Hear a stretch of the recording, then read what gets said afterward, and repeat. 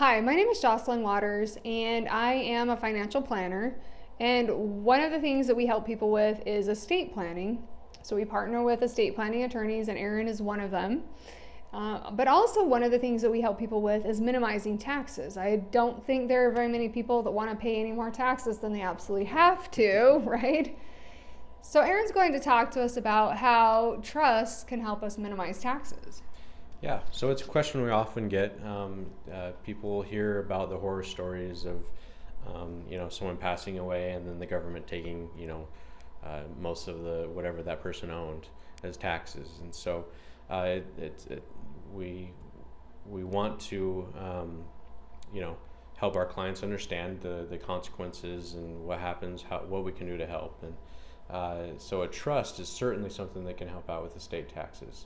So just to take a step back real quick and explain what estate taxes are. So right now, the estate tax is set at such a high amount. It's, depending on when you watch this video, it's around $13 million for an individual. So when they pass away, if the estate value is less than $13 million or so, then there won't be any federal taxes on that. And often the states follow along. It's going to be different from each state, but so really right now it'd be a great problem for us to have, right? If you have that kind of value within your estate, then definitely you should be talking to lots of people to make sure that your property is well taken care of and that you have a plan for it for when you pass away.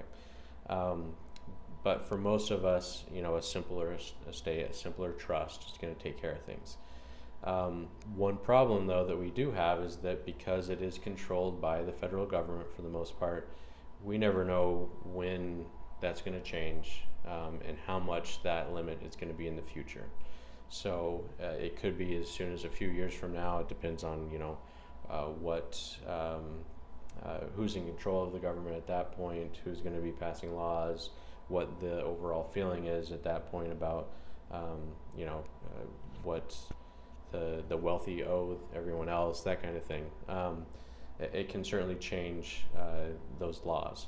So there are types of trusts that can kind of account for both, that can keep it simple but still account for the idea that the tax limits could change in the future.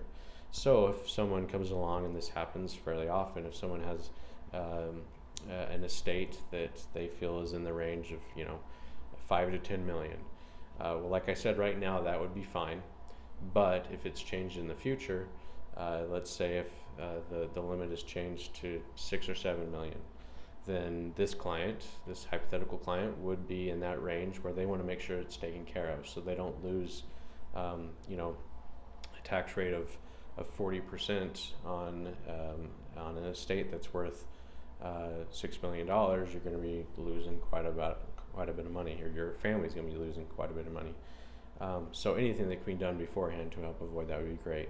And so we do have different types of trusts that are more complex than what may typically be needed, but are still simple enough that it can be done by your successor trustee to make sure that everything's taken care of. If they follow the instructions, then it can certainly account for that kind of estate and still avoid many of the taxes that would otherwise be taken from the estate.